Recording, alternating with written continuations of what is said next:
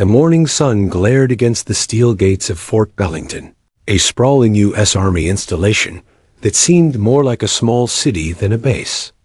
Rows of barracks lined the horizon. The rumble of distant drills echoed through the air, and the scent of fuel and dust seemed to cling to everything. For newcomers, it was intimidating.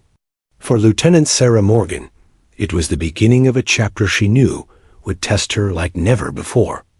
Sarah stepped out of the transport vehicle, her boots crunching against the gravel, and took a moment to take in her surroundings. She had trained long and hard for this moment, yet something about the sheer size of the base, the strict discipline visible in every soldier's stride, made her tighten her grip on her duffel bag. She wasn't nervous, not exactly, but she was alert, aware that every pair of eyes she passed seemed to be sizing her up. Rumors about her arrival had already spread through the base before she set foot on it. The youngest officer assigned to this command in years, she was both a curiosity and to some, a threat. A few admired her stellar record from training academies and missions abroad. Others muttered that she was too confident for her own good. But Sarah knew the whispers didn't matter. What mattered was the work. The check-in process was brisk, almost mechanical. Paperwork was exchanged, salutes were given, and her orders were handed over. The clerk behind the desk, a tired-looking sergeant, glanced at her and raised an eyebrow before muttering, "Good luck, Lieutenant. You'll need it here." She didn't ask what he meant. She didn't have to.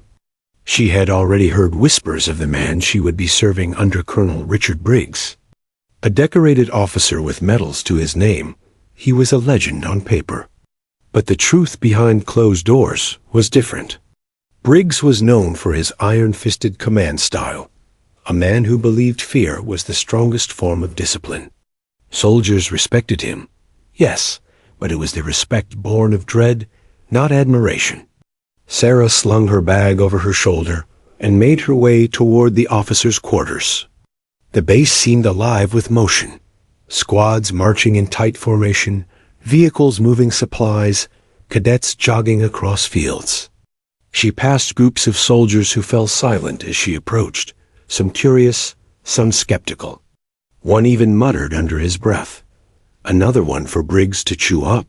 She caught it, but she kept walking. Inside her quarters, Sarah unpacked methodically, placing her uniforms with care. Her journals stacked neatly by the bed, her framed photograph of her parents set where she could see it.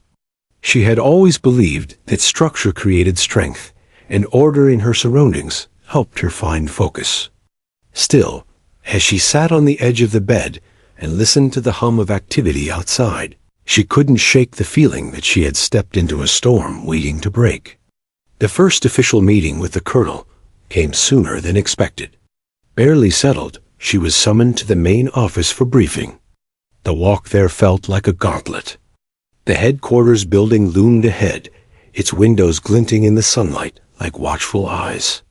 Inside, the air smelled faintly of polish and old paper. A few officers moved briskly through the hallways, their faces tense, their voices hushed. When Sarah entered the colonel's office, the atmosphere changed instantly.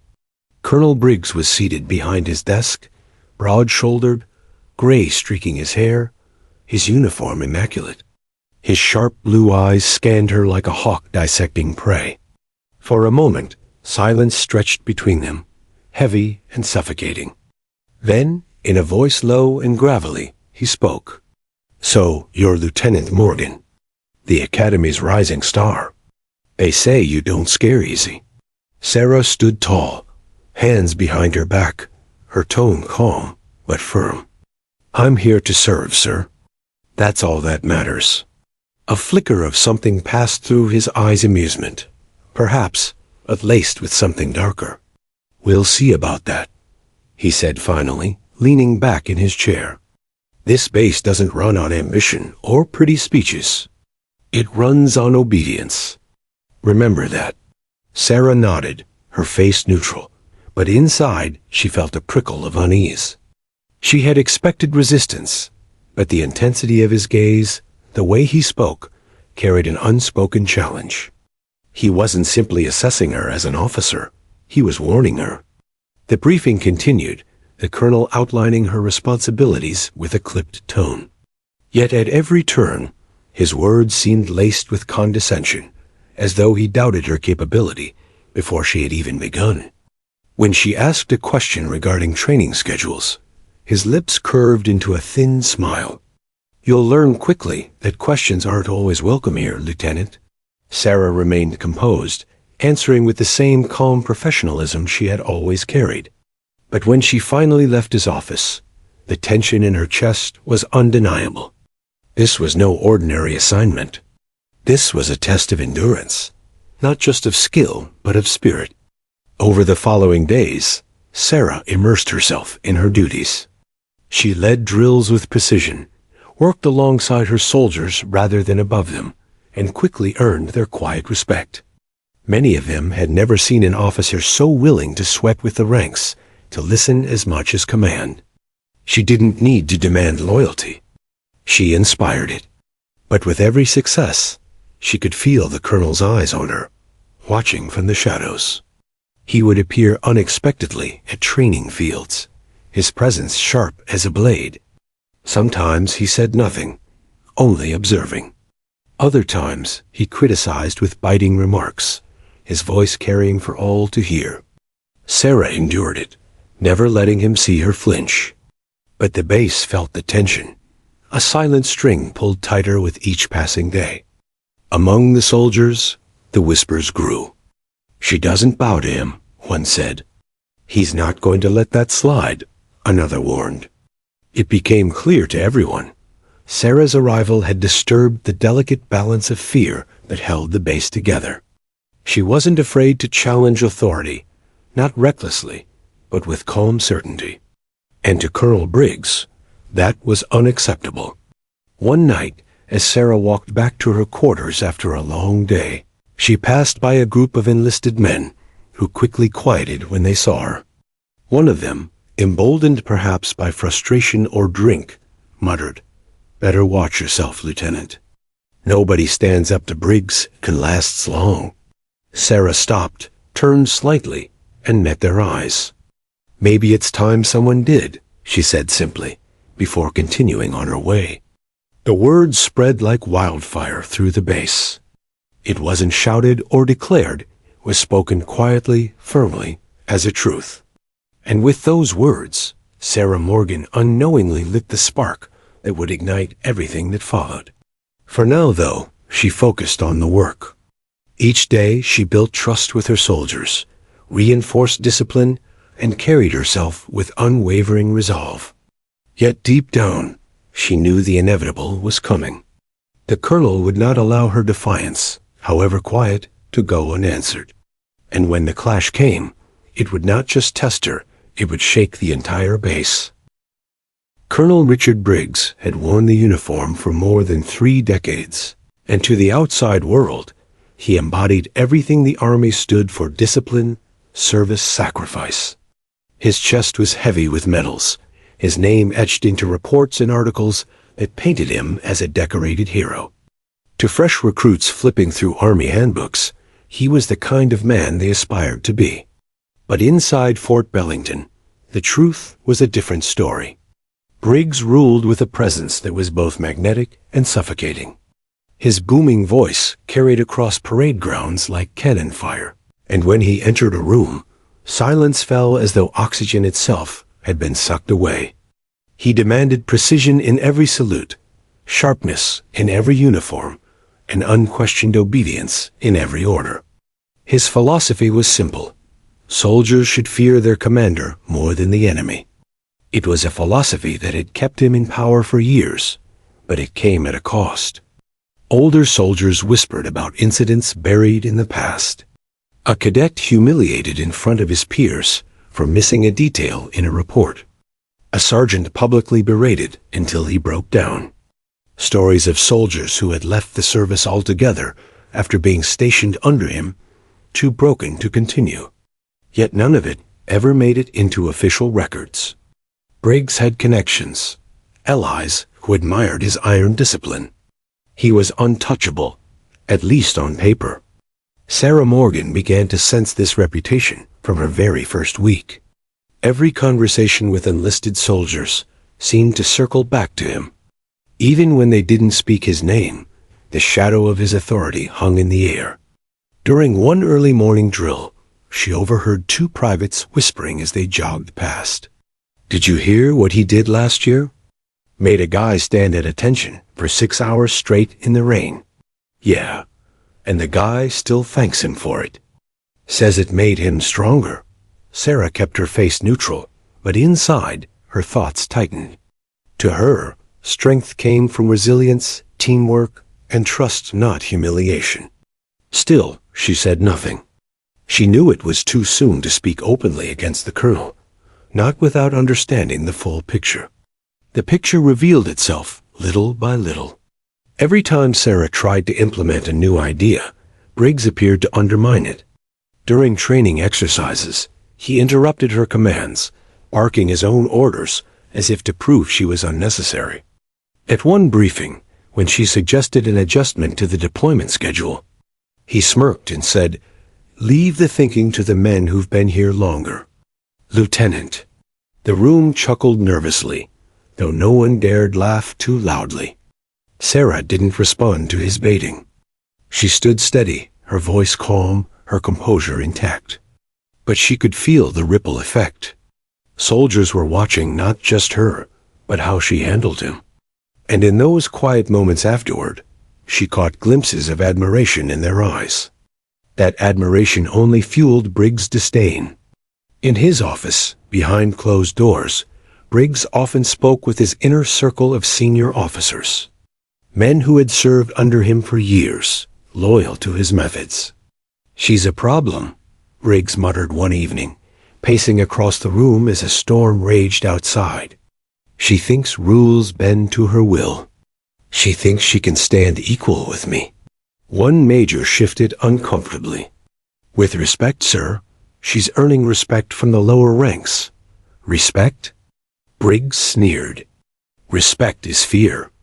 And I'll remind her of that soon enough." Word of his comments never reached Sarah directly, but she felt the weight of them. There were times, walking through the mess hall, when conversations fell silent as she entered. Some eyes flickered with hope, others with warning. It was as though the entire base knew a collision was coming, and no one dared intervene. One evening, Sarah sat alone in her quarters, flipping through her journal. She recorded her thoughts daily, a habit that kept her grounded. She wrote about her soldiers, the ones who showed promise, the ones who struggled, the ones who lit up when they realized she believed in them. But as her pen moved across the page, she found herself writing about Briggs. Why does he see respect as fear? Does he not realize fear breaks men instead of making them stronger? How many have left because of him? How long can this go on before someone pushes back? She closed the journal and sighed. She didn't come here to start a rebellion. She came to serve. But her very presence, her refusal to cower, was already challenging the fragile balance Briggs had built. That balance tipped further during a major field exercise 2 weeks later. Sarah was assigned to oversee a squad's navigation training through dense woodland on the edge of the base. The soldiers respected her leadership, and under her command, they executed the exercise with precision. Spirits were high as they returned, sweaty but proud, their performance exceeding expectations. But Briggs was waiting at the edge of the field, his arms crossed, his face unreadable. "Good work, Lieutenant," he said loudly, his tone dripping with sarcasm. "You managed to bring them back without getting lost. Impressive." The soldiers exchanged uneasy glances. Sarah met his eyes, her expression calm. "The squad performed well, sir. They showed strong teamwork and efficiency." Briggs stepped closer, his voice low enough for only her to hear. "Don't mistake their obedience to me as loyalty to you. You're a guest here, Lieutenant. Don't overstep." Sarah didn't flinch. "Respect goes both ways, sir." For the first time, Briggs' face betrayed a flicker of rage. His jaw tightened and his eyes narrowed, but he said nothing. Instead, he turned sharply and walked away, his boots striking the ground like gunshots. The squad stood frozen, uncertain of what they had just witnessed. Sarah simply nodded to them and dismissed them for the evening. But the encounter spread quickly through the base, carried on whispers. She talked back to him. No one does that. Did you see his face? He's furious. From that day on, the base seemed to thrum with anticipation, like a drumbeat growing louder. Soldiers began watching Sarah with a mixture of awe and fear. Some admired her courage. Others whispered that she was digging her own grave. Late at night, in the quiet halls of the officers' quarters, Sarah reflected on it all. She knew she had crossed a line, even if she hadn't meant to. Her words had been simple, honest. But to Briggs, they were defiance. And to a man like him, defiance was unforgivable. As she closed her eyes to sleep, a thought lingered in her mind, heavy and unshakable. This isn't just about me anymore. This is about everyone who's ever been silenced here. The Colonel's reputation wasn't just a story whispered in corners. It was a shadow looming over the base, suffocating the spirit of its soldiers. And Sarah Morgan had become the first light strong enough to pierce it. But lights, she knew, attract storms. And the storm was coming. The air at Fort Bellington grew heavier with each passing day. Soldiers carried out their duties. Drills echoed across the fields. Vehicles roared down gravel roads. But beneath the routine beat of military life, there was an undercurrent that everyone felt. It was a silent war, one that hadn't yet erupted into open conflict, but whose tremors shook the base. At the center of it all were two people, Colonel Richard Briggs and Lieutenant Sarah Morgan. Their encounters had become infamous, not for the words spoken, but for the silence that followed. In meetings, Briggs would deliberately cut Sarah off, his booming voice drowning hers out. In training fields, he would stand close enough for the soldiers to notice, criticizing minor details with his sharp, commanding tone. Yet Sarah never broke. She never raised her voice, never snapped back. Instead, she listened calmly, responded with composure, and carried on with her work. To Briggs, that composure was salt in the wound. He wanted to see fear. He wanted her to shrink, to submit, to show weakness. But she refused. And the more she refused, the more his frustration simmered. The soldiers noticed everything.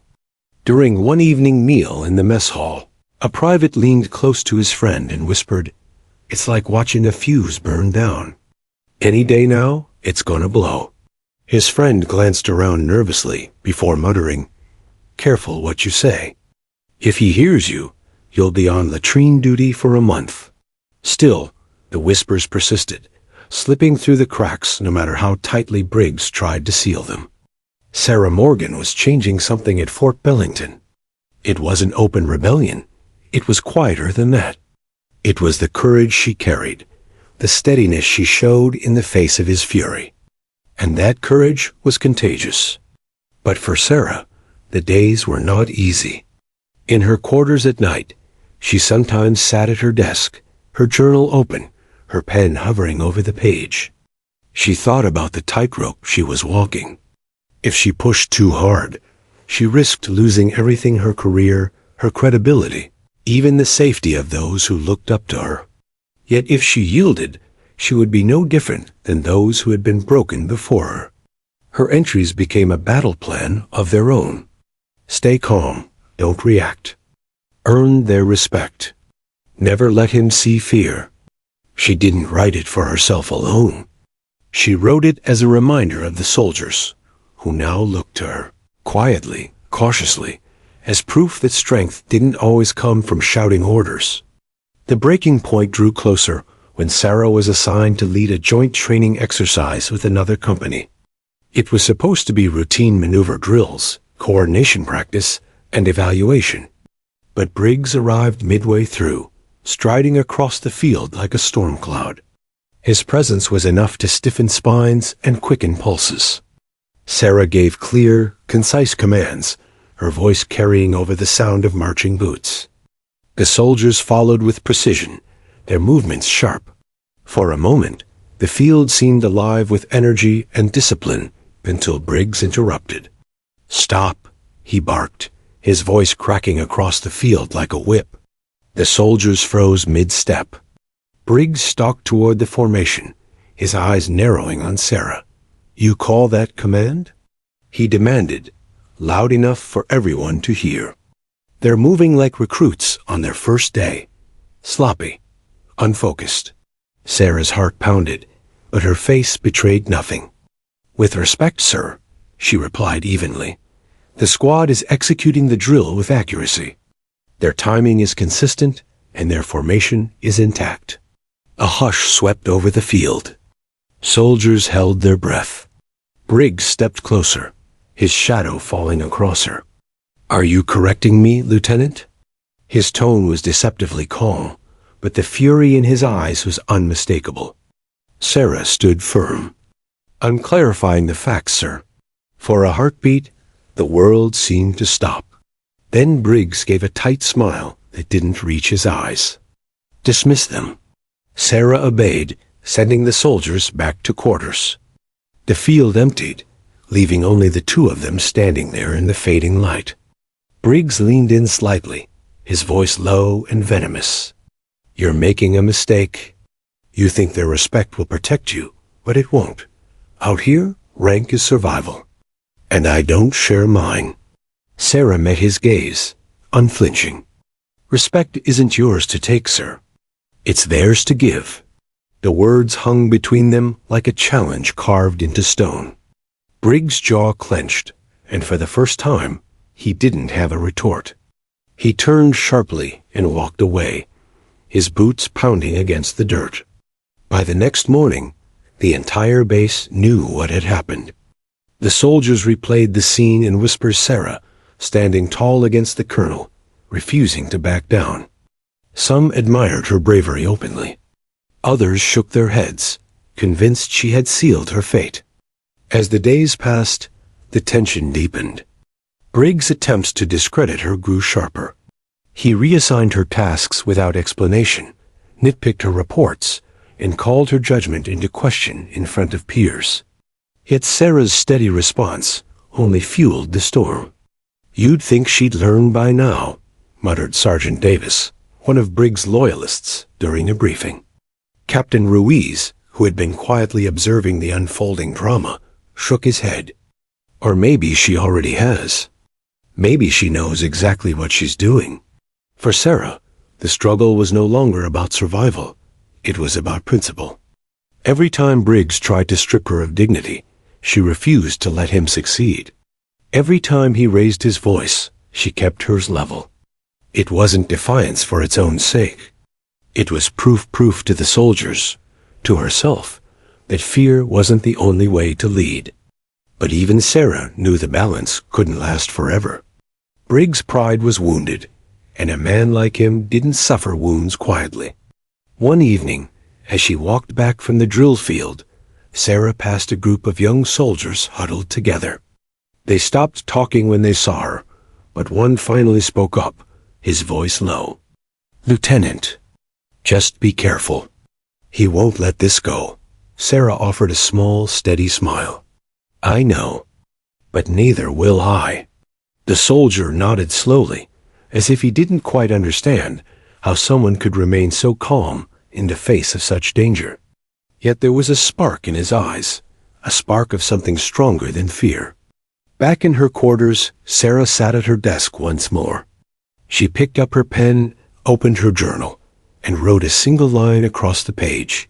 "The storm is coming, and I will not bow." Outside, the base carried on as usual: drills, orders, the endless rhythm of military life. But beneath it all, every soldier felt it. The tension wasn't just between a colonel and a lieutenant anymore. It was the base itself, holding its breath, waiting for the explosion they all knew was inevitable. The storm that had been building for weeks finally broke on a sweltering Thursday afternoon.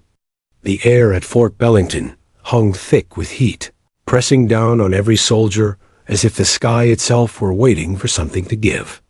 Inside the main briefing room, officers gathered around a long oak table, their uniforms crisp, their faces drawn with the tension that had become routine.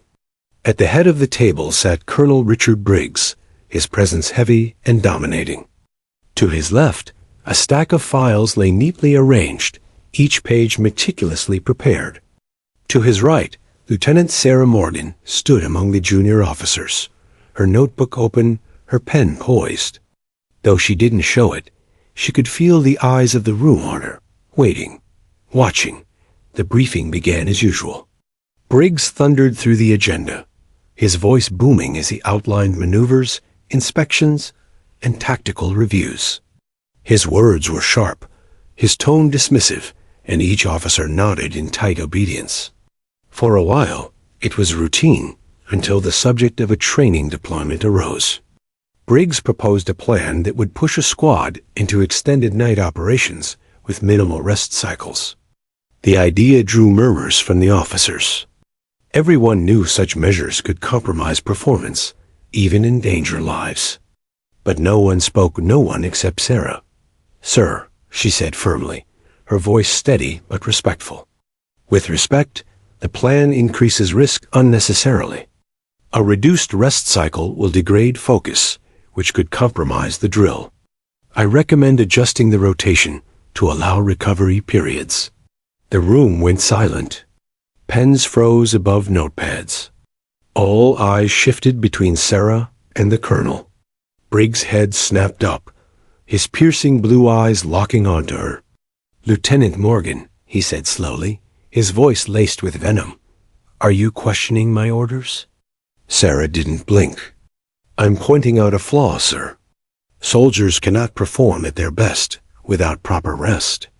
If our goal is efficiency and readiness, this approach undermines both." The silence thickened. A bead of sweat rolled down the neck of a junior officer who sat closest to her. Everyone knew what was coming. Briggs slammed his hand on the table, the sound cracking like a gunshot. "I don't need lectures from you. You're here to follow, not to teach me how to command. Your arrogance is becoming intolerable." Sarah's voice remained calm. "My duty is to ensure the effectiveness of my soldiers, sir. That includes speaking when I see a decision that could endanger them." The words were like sparks on dry tinder. Briggs' face reddened, his jaw tightening as his control slipped. He stood so abruptly his chair skidded back with a screech. The room held its breath. In an instant, the storm struck. Briggs lunged across the narrow space, his hand seizing Sarah by the hair with shocking force. Gasps erupted around the table as he yanked her forward, his grip tight, his rage boiling over in front of the very officers he was supposed to lead. "You dare undermine me?" he roared, his face twisted with fury. "I'll teach you respect." The room froze. No one moved. No one breathed. The colonel's violence was something whispered about, suspected, but never before seen in the open. And now it was laid bare in the stark light of day, in front of witnesses who had no choice but to see the truth. Sarah's body jolted with the sudden pull, pain sparking at her scalp. For a heartbeat, the shock of it left her still. But only for a heartbeat. Her training kicked in, instinct and discipline overriding fear. Her hand shot up, gripping his wrist with iron strength. With a sharp twist, she wrenched herself free, spinning out of his grasp. The colonel stumbled back, his balance broken by her swift, precise movement. The entire room gasped. Officers who had moments ago been statues now leaned forward, eyes wide with disbelief. Sarah straightened, smoothing her hair with a steady hand. Her breathing was even, her gaze locked on Briggs, unflinching. The colonel stood panting, his chest heaving with the force of his fury. But the room no longer looked at him with respect. They looked at him with horror. Sarah spoke, her voice calm but cutting, each word slicing through the thick silence. "Respect isn't taken by force, sir. It's earned." The words fell like thunder. Every officer felt them reverberate, heavy and undeniable. Briggs' face darkened, his mouth opening as if to retaliate, but no words came. For the first time in years, perhaps decades, the colonel found himself powerless. The silence stretched long, broken only by the faint hum of the overhead lights. Then, one by one, the officers shifted in their seats, their eyes darting to Sarah, then back to Briggs. The balance had shifted. The fear that had bound them for so long had cracked, and through that crack, something new seeped in courage. Briggs finally snapped his chair upright and slammed it back into place. Without another word, he stormed out of the room, his boots striking the floor like thunderclaps fading down the hall. The door slammed behind him, the sound echoing like the closing of a chapter. The officers remained seated, frozen in disbelief. No one spoke. No one knew what to say. Sarah simply gathered her notebook, closed it, and looked around the room. Her expression was calm, but her eyes carried a message. This is not over. But I will not bow. That evening, word of the incident spread like wildfire. Soldiers whispered in the barracks, in the mess hall, in the training fields. "Did you hear?" The colonel grabbed her. She fought him off. In front of everyone. They say she stood there, calm as anything, while he lost control. The story grew with each retelling, but the essence remained the same. A line had been crossed. And for the first time, the mighty Colonel Briggs had been exposed, not as a flawless commander, but as a man consumed by his own rage. For Sarah, the night was restless. Alone in her quarters, she replayed the moment in her mind, the shock of his grip, the pain, the heat of his breath. Yet she also remembered the silence that followed, the stunned faces of the officers, the shift she had felt in the room. Something had changed. Something irreversible. She opened her journal, her hand trembling slightly as she wrote. Today, the storm broke. He showed them what he truly is. I stood my ground, and they saw it. I don't know what comes next, but the base will never be the same. Closing the journal, Sarah lay back on her bunk, staring at the ceiling. Outside, the base continued its endless rhythm, boots on gravel, orders shouted, drills echoing in the distance. But beneath it all, she felt the ground shifting. The colonel had revealed himself, and everyone had seen it. And nothing would ever be the same again. The following morning dawned heavy and gray, the clouds pressing low over Fort Bellington, as though the sky itself mirrored the unease that had settled across the base. Word of the briefing room incident had traveled with lightning speed, whispered from barracks to mess hall, from training fields to administrative offices. By sunrise, nearly every soldier had heard some version of the story. The colonel's outburst, his shocking violence, and Lieutenant Sarah Morgan's unshakable response. No one spoke openly about it, not yet. But the base buzzed with a nervous electric energy. Soldiers avoided the colonel's path. They looked at Sarah with furtive admiration, though few dared to approach her directly. She had become a symbol overnight, a name passed between hushed voices, a figure who had done the unthinkable. Sarah, however, felt none of the glory that swirled around her. Inside, she was steady but exhausted, her body tight with lingering tension. She had slept only a few hours, her mind replaying every second of Briggs' grip, the stunned silence of the officers, and the way she had broken free. It wasn't victory she felt. It was unfinished battle. That afternoon, the officers were summoned once again to the main hall. Briggs had called a meeting mandatory attendance. The order struck fear in many. For some, it promised a brutal retaliation. For others, it meant another chance to watch Sarah stand against him. The entire base seemed to hold its breath as the hour approached. Sarah entered the hall with measured steps. She felt the weight of every gaze upon her, but she carried herself with the same composure she always did, back straight, eyes forward, every inch a soldier. At the head of the room, Colonel Briggs stood, his hands clasped behind his back. His face was rigid, carved from stone, but his eyes burned with barely concealed fury. "Yesterday," he began, his voice deep and cutting, "an officer in this room disrespected not only me, but the chain of command itself. This insubordination will not be tolerated in my unit. Discipline and order are the backbone of our service, and anyone who undermines the safety of this entire base." The words sliced through the air, sharp and practiced. Every officer sat rigid, their eyes darting between the colonel and Sarah. Then Briggs' gaze fixed on her.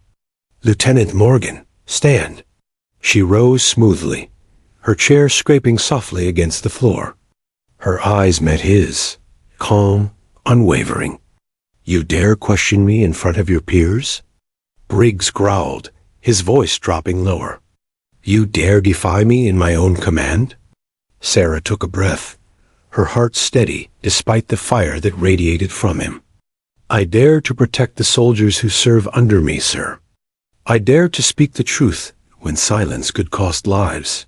A ripple passed through the room, an audible gasp, quickly smothered. Briggs stepped closer, his face twisting. "You think you're brave, Lieutenant? You think this makes you strong?" Sarah's voice rang clear, cutting through the tension like steel through cloth. "Strength isn't about abusing power. It's about standing when others are too afraid. And yesterday, everyone saw the truth, Colonel. They saw who you are." The words struck like thunder. Officers shifted in their seats, some lowering their eyes, others staring wide-eyed at the confrontation unraveling before them. Briggs' composure cracked.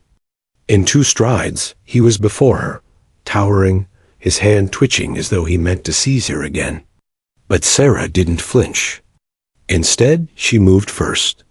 In a blur, she stepped back into a defensive stance, her training unfolding with precise control. She didn't attack recklessly, she demonstrated.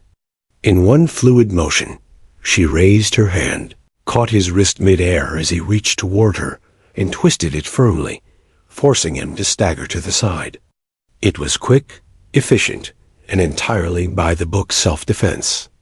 Gasps filled the room again, louder this time.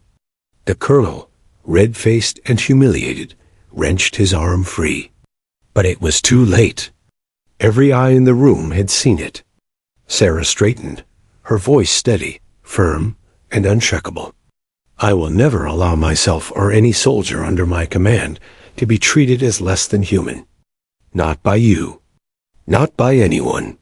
The silence that followed was deafening. It wasn't fear anymore that gripped the officers, it was awe.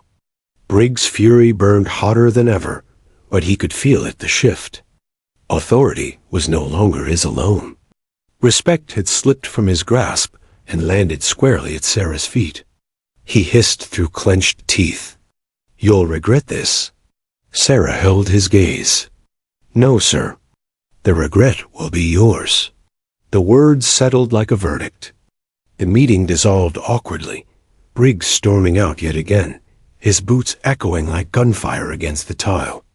The officers remained seated, silent and shaken. Sarah quietly returned to her chair, her breathing calm, though her pulse thundered beneath her composure. By nightfall, the story had spread even further. Now, soldiers weren't whispering, they were speaking openly. She stood up to him again, right in his face. She disarmed him like it was nothing, made him stumble. She said the regret would be his. Can you believe that? The base buzzed not with fear, but with a strange new energy, hope. For the first time, someone had proven that Briggs' reign of intimidation was not invincible. Sarah sat alone in her quarters later that night, the weight of it all pressing down her shoulders. She wasn't naive, she knew the risks. Retaliation was coming. Briggs would not let this go unchallenged. But she also knew something had shifted. She had cracked the armor of fear he had built around the base. In her journal, she wrote, "I didn't plan to fight him in front of them. But when he reached for me again, I acted. They saw it. They saw that he can be stopped. I don't know what comes next, but I will not bend." Not now. She closed the book, setting it aside. Outside, the night air was cool, the stars bright against the dark. Somewhere in the distance, she could hear laughter in the barracks light, free, the kind of sound that had been rare under Briggs' shadow. For the first time, Sarah felt that maybe, just maybe, she wasn't standing alone. The colonel had tried to break her. Instead, she had shown them all what defiance looked like, and the base would never be the same again. The morning after the second confrontation, the entire base awoke with an unfamiliar tension in the air. It wasn't the ordinary kind of tension born from drills, inspections, or the everyday grind of military life. This was something else, something raw, dangerous, and alive. The story of what had happened in the briefing hall had spread like wildfire, feeding on whispers in the barracks and igniting in open conversations by the time the sun was fully up. Soldiers who had once spoken only in hushed tones about Colonel Briggs now swapped accounts openly, each one punctuated with awe. "I swear," she caught his arm mid-air, like it was nothing. "No one's ever stood up to him like that." Not once. Briggs looked shaken. Shaken. Did you see his face? By midday, Sarah Morgan's name was on every tongue. Some soldiers whispered it with reverence, others with caution, but no one could deny that what she had done had cracked the facade of Briggs' authority wide open. For years, he had ruled with fear discipline enforced not just by rank, but by intimidation. Yet in one decisive moment, a single lieutenant had proved that he wasn't untouchable. Sarah herself tried to carry on as if nothing had changed. She reported for duty at dawn, joined drills, and carried out her assignments with the same steady efficiency as always. But she could feel the difference in the air. The way soldiers saluted her, just a little more crisply. The way conversations paused when she passed by, only to resume in hushed tones filled with curiosity. The way younger recruits looked at her, not with fear, but with something dangerously close to admiration. That afternoon, during rifle drills, Sergeant Collins, one of the base's longest-serving NCOs, approached her quietly. He was a man of few words, weathered by decades of service. Until now, he had kept a safe distance from the growing storm between her and the colonel. But today, his voice carried a weight it hadn't before. "You did something none of us thought possible," he said, his eyes narrowing. "But be careful. Briggs won't take this lightly. He'll strike back harder than before." Sarah nodded. "I know, but I couldn't stay silent." Collins studied her a moment longer, then gave a rare nod of respect. "Most of us couldn't either. We just didn't have the courage." That single admission spread deeper than Sarah realized. Collins, respected by nearly everyone on base, had acknowledged her act aloud. And once one voice broke the silence, others followed. By evening, a quiet divide had settled over the base. On one side were those who clung to Briggs' authority, fearful of the repercussions of defiance. On the other were those who quietly, subtly shifted their respect toward Sarah. It wasn't rebellion, not yet, but the fracture was visible. Meanwhile, Colonel Briggs retreated into his office, his fury simmering. To the outside, he projected the same rigid authority as always, but inside, the humiliation festered. He had lost control in front of his officers not once, but twice. Worse, word had spread faster than he could contain it. His grip on Fort Bellington was slipping, and that he could not allow. He spent hours poring over disciplinary codes, searching for any pretext to punish Sarah without exposing himself further. But the problem was clear. Too many eyes had seen his outburst. Any move against her would draw scrutiny, not only from within the base, but from higher command.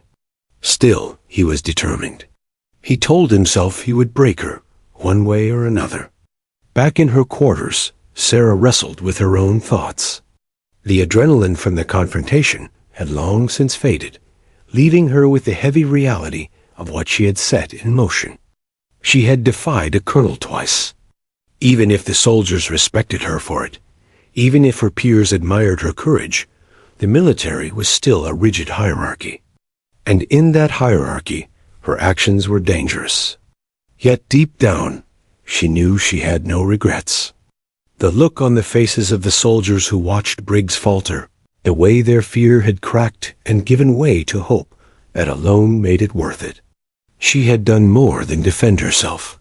She had reminded them all that even the highest rank could be challenged if it was unjust. The next morning, the atmosphere shifted again.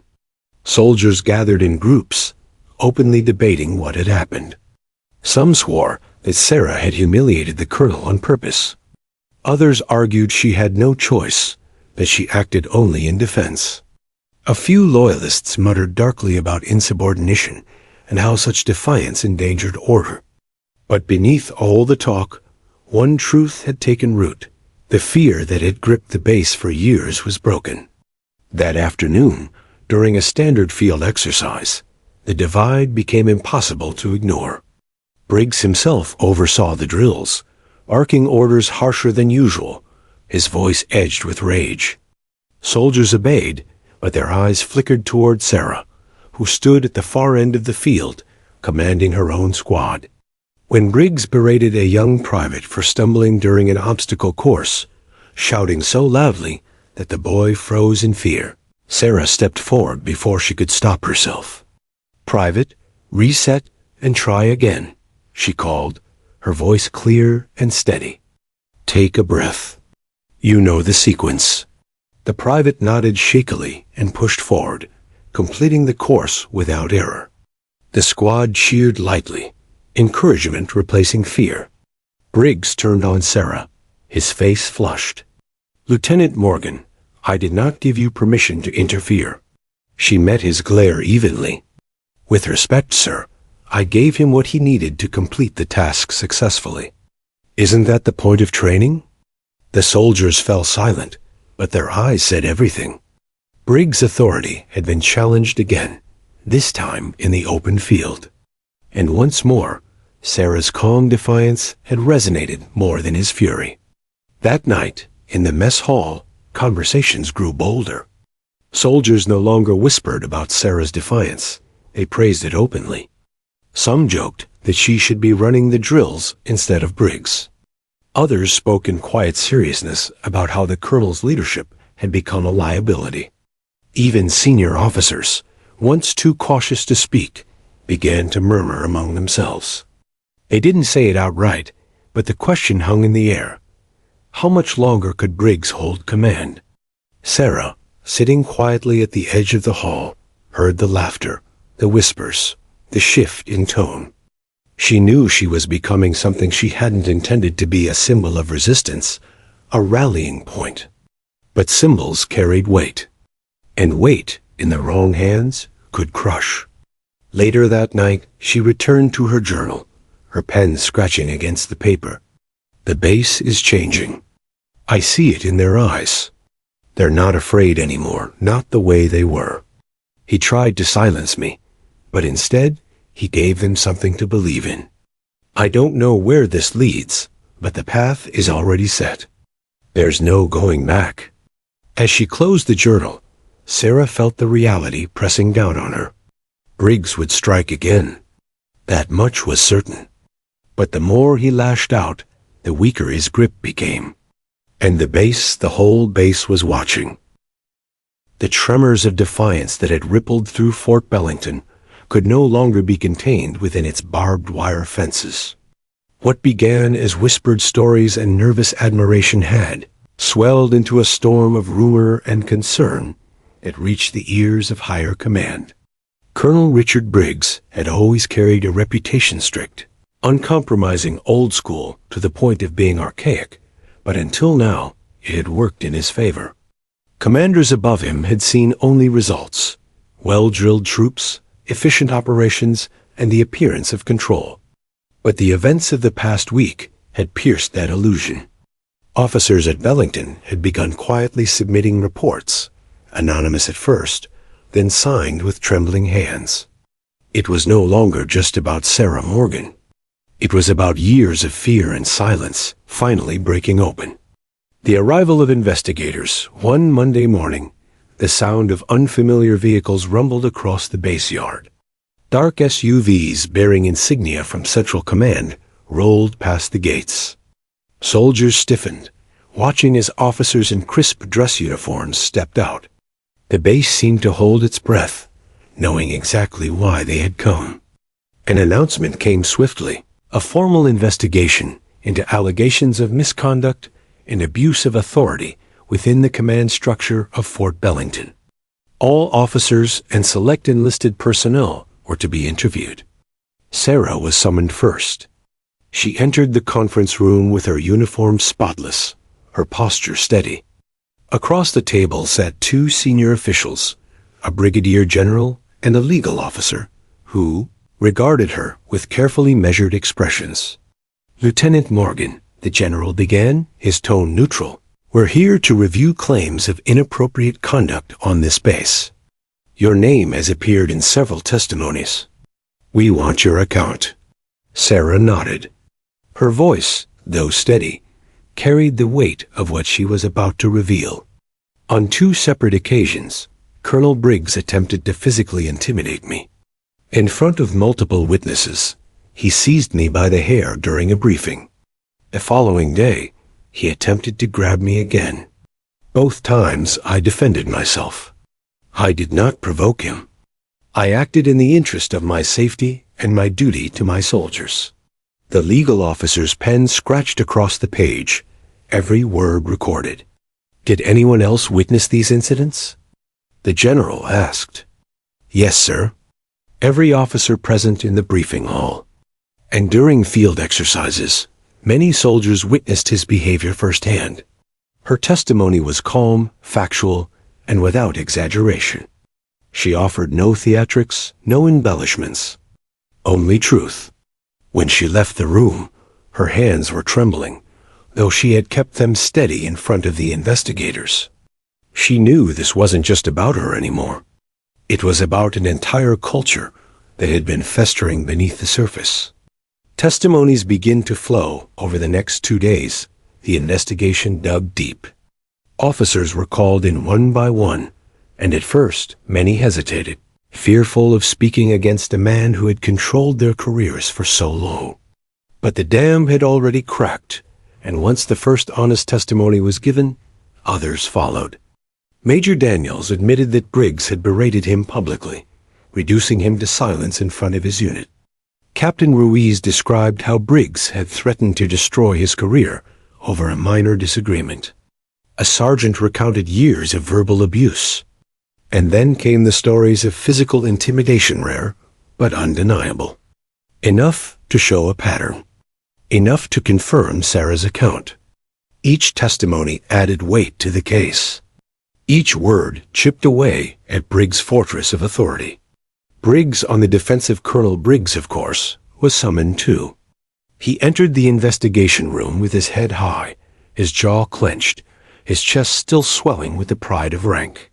"This is a witch hunt," he snapped before the investigators could ask their first question. "I have led this base with discipline and precision. My methods produce results. These so-called testimonies come from weak officers who resent authority." The general's gaze was steady, unimpressed. "Did you seize Lieutenant Morgan by the hair during a briefing?" Briggs hesitated a fraction of a second too long. "I may have corrected her posture. She was insubordinate. My actions were misinterpreted. Did you attempt to strike or grab her the following day?" His jaw tightened. "She escalated. She embarrassed me in front of my officers. He cut himself off, realizing his words only dug deeper. The legal officer's pen moved faster. Every slip, every justification was recorded.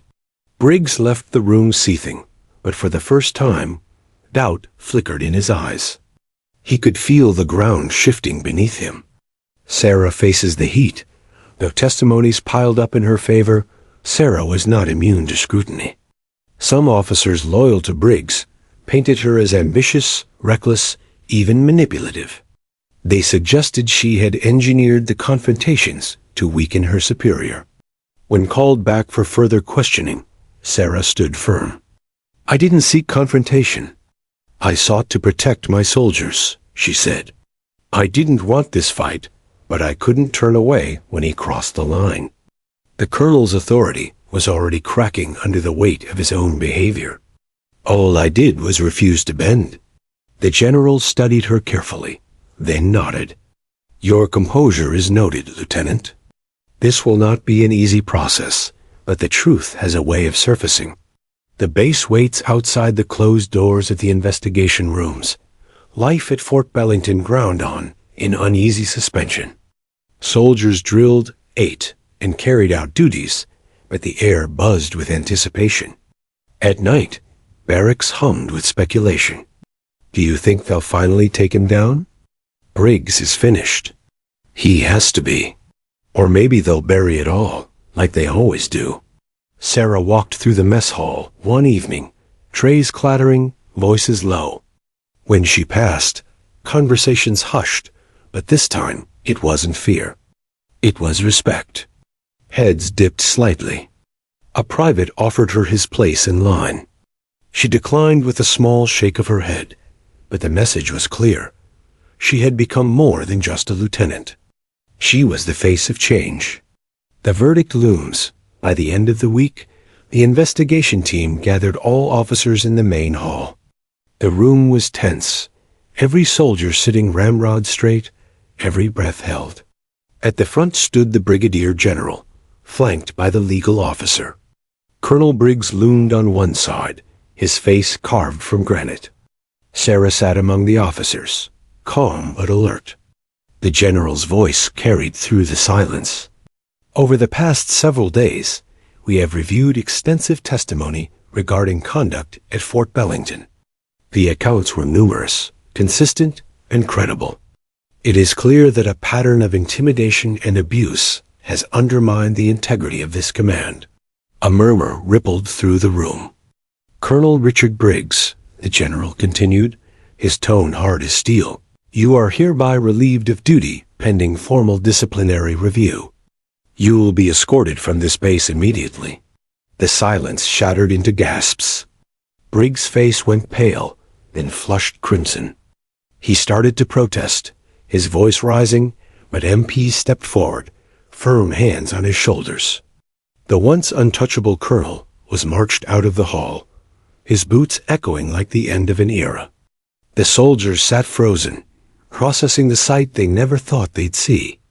The general turned then, his eyes sweeping the room. Let this be a reminder. Respect is not commanded through fear. It is earned through integrity and service. This base will rebuild from this day forward. His words hung in the air like a new oath. A quiet moment when the hall emptied, Sarah remained seated, her notebook still in her hand. She felt no triumph, no rush of victory, only a deep, weary relief. Collins approached her quietly, his voice low. You did it. You really did it. Sarah shook her head. No, we did it. Everyone who finally spoke the truth. Everyone who refused to stay silent. Briggs fell because the silence ended. Collins studied her a moment, then offered a rare, small smile. You might not see it, but you've changed this place. Sarah didn't answer. She closed her notebook, rose, and walked out into the crisp night air.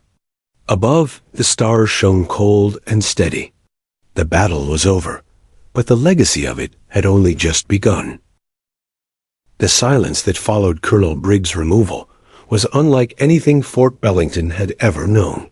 For years, the base had lived beneath the heavy shadow of his command, where fear was as routine as reveille. Now that weight was gone, replaced by something far more fragile, uncertainty. For a few days, the base seemed suspended in time, its soldiers moving carefully, as if afraid the old order might return at any moment. But slowly, quietly, the rhythm of life shifted. Conversations grew bolder. Laughter reappeared in the mess hall. Officers began speaking to their units, without the sharp edge of dread pressing on their words. And through it all, Sarah Morgan remained steady, watching, listening, and reminding herself that change was not a single event, but a long road ahead. A new command. 2 weeks after the investigation concluded, a new commanding officer arrived. Colonel Avery Grant, a seasoned leader with a reputation for fairness, stood before the assembled base during his first address. His voice carried authority, but not menace. "I will not pretend that this transition is easy," he said, scanning the rows of soldiers. "This base has endured a fracture of trust, and it will take all of us to mend it. Discipline remains our backbone, but discipline is not cruelty. Respect is not fear.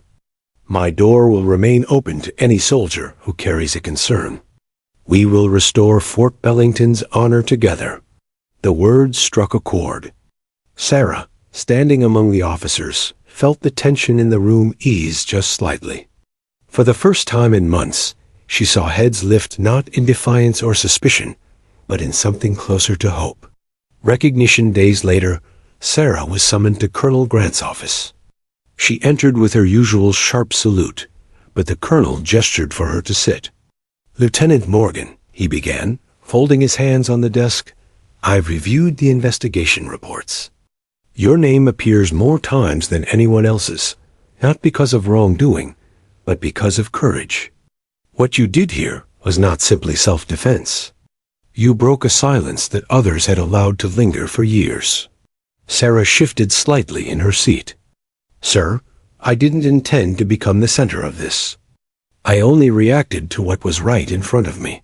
"Exactly," Grant said with a faint smile. "That's why it matters. Leadership is not about seeking glory. It's about doing the right thing when it's hardest. You've demonstrated that. And so?" He slid a folder across the desk. "I'm recommending you for a commendation of valor in non-combat service." For a moment, Sarah's breath caught. A commendation. It was more than recognition. It was proof that her struggle hadn't been in vain. She nodded, her voice quiet but resolute. "Thank you, sir. I'll accept it not just for myself, but for everyone who finally spoke up." Grant leaned back. "That's the right answer. And I suspect this is only the beginning for you." The soldier's trust word of the commendation spread quickly. Sarah noticed the difference in the way soldiers approached her. Privates who once avoided her gaze now greeted her with nods of respect. Sergeants asked her opinion on drills. Younger officers, once hesitant, began confiding in her. One evening in the barracks, a young private approached her quietly. "Ma'am," he said, eyes wide with nervous honesty, "I wanted to thank you. I joined the army thinking I'd serve with pride, but under Briggs, I almost quit. Watching you stand up to him, it reminded me why I came here. You gave me hope that this place could be better." Sarah placed a hand on his shoulder, her tone firm but kind. "You don't need me to give you hope. You carry it already. All I did was show that fear doesn't get the final say." The private nodded, shoulders squaring a little higher as he walked away. Sarah watched him go, realizing that perhaps her greatest legacy would not be written in commendations or reports, but in the way these soldiers now believed again.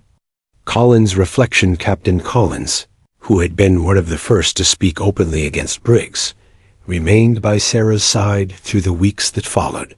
One night, as they walked the perimeter after a long day, he spoke quietly. "You know," he said, "I've been in the service for 15 years. I've seen leaders who were feared, leaders who were respected, and leaders who were loved. But I've never seen one who is all three until you. Sarah glanced at him, surprised. I'm not sure anyone loves me, Collins. Respect, maybe. Fear, definitely not. He chuckled. You'd be surprised. Love isn't about fondness, it's about loyalty. About the way people would follow you through fire because they believe in you. That's what you've earned here. Sarah fell silent, the words settling over her like a weight she hadn't asked for, but could no longer deny.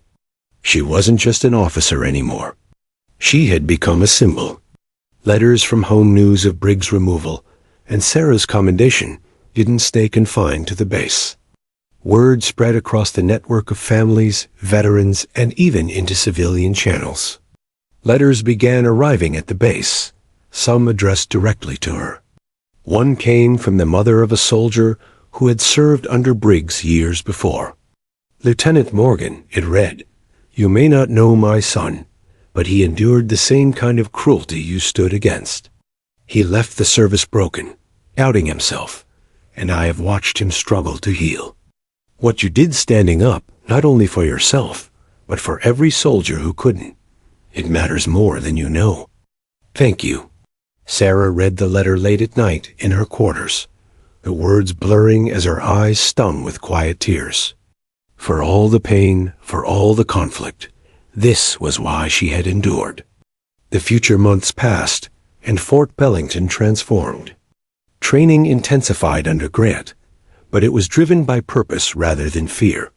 Soldiers grew sharper, units more cohesive, because they were motivated not by avoiding punishment, but by pursuing excellence. Sarah's role expanded.